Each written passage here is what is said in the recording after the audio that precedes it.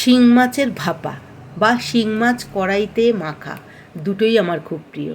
বাড়িতে যখনই শিং মাছ আসে আমি ন্যায় ভাপা করি, টিফিন গাড়িতে মেখে বসিয়ে দিই, আর ন্যায় কড়াইতে হাতে মেখে জল দিয়ে কড়াই মাখা শিং মাছের ভাপা করি। আজকে আমি ঝিঙে দিয়ে শিং মাছ ভাপা করব। টিফিন গাড়িতে আজকে করব না, কড়াইতেই করব। দারুণ লাগে কিন্তু এই শিং মাছের ভাপা ঝোলটা দিয়ে ভাত খেতে। বেশি করে কাঁচা লঙ্কা দেবো, গোলমরিচ দেবো, ওফ কী যে ভালো লাগে।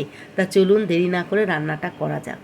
শিং মাছটাকে ভালো করে ধুয়ে নিয়েছি, জ্যান্ত শিং মাছ আছে। বর্ষার মধ্যে আমাদের বাড়িতে শিং মাছ এসছে, খুব প্রিয় আমাদের।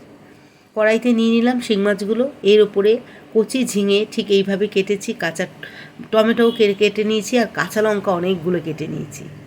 সব মাছের মধ্যে দিয়ে দেবো। তারপরে একে একে নুন দেব, হলুদ দেব, একটু আদা বাটা দেব,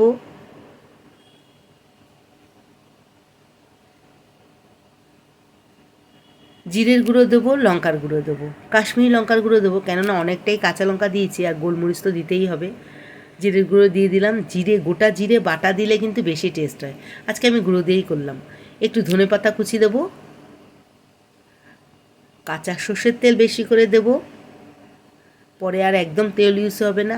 আর বেশি করে গোলমরিচের গুঁড়ো দেবো, যাতে যখন ভাতটা খাবেন মুখটা ঝাল ঝাল হয়ে যায়, সর্দি লাগলে একদম কমে যাবে এই শিং মাছের ভাপার ঝোল দিয়ে যদি গরম ভাত খান। এবার হাতের সাহায্যে খুব ভালো করে মাখতে হবে।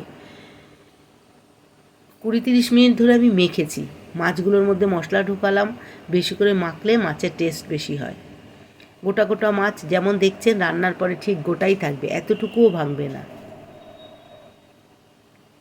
গন্ধ যা সুন্দর বন্ধুরা বেরিয়েছে কাঁচা সর্ষের তেল মশলার, ওফ। এখানে ভাপা বা হাতে মাখা কড়াইতে শিং মাছে আমি কখনো পেঁয়াজ রসুন দিই না, জিরে আদা বাটা দিয়েই করি। হাত ধোয়া জল নিয়ে নিলাম, একটু জল বেশি করে দিলাম, কেননা ঝিঙে মাছটা সিদ্ধ হবে। খুব জল দেব না, এটা একটু গা মাখা হয়। মিডিয়ামের মতন জল দিলাম। এবার গ্যাস ধরিয়ে কড়াই বসিয়ে দেবো। দেখে মনে হচ্ছে রান্না হয়ে গেছে, কিন্তু সবে বসালাম রান্না। এবার ঢাকা চাপা দিয়ে দেবো। বন্ধুরা যখন ঢাকনা খুললাম পুরো রান্নাঘর কেন ঘরে গন্ধ বেরিয়ে গেছে, এত সুন্দর একটা গন্ধ বেরিয়েছে। মাছের ঝোলটা আমার হয়ে গেছে, নামিয়ে নেবো। দেখুন মাছটা একদম গোটা গোটা রয়েছে, আর সিদ্ধও দারুণ হয়েছে। ঝিঙে মাছ আমার সিদ্ধ হয়ে গেছে, এবার আমি নামিয়ে নেব। একবার অবশ্যই করে খাবেন, বৃষ্টির মধ্যে শুধু ইলিশ মাছ খেলে হবে না, এরকম শিং মাছ, জ্যান্ত শিং মাছ এইভাবে করে একবার খাবেন, খুব ভালো লাগে।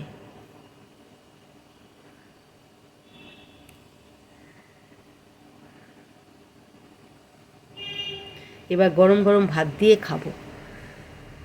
পাকা লঙ্কাও দিয়েছি, কাঁচা লঙ্কাও দিয়েছি, গোলমরিচের গুঁড়োও দিয়েছি, যা সুন্দর ঝাল হয়েছিল খেতে।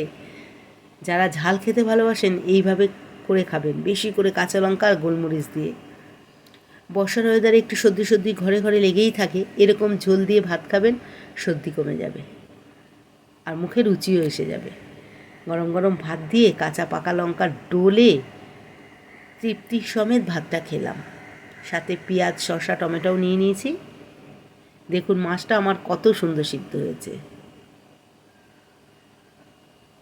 তাহলে চলুন আমরা খাই, আপনারাও বানিয়ে এইভাবে খাবেন। টাটা।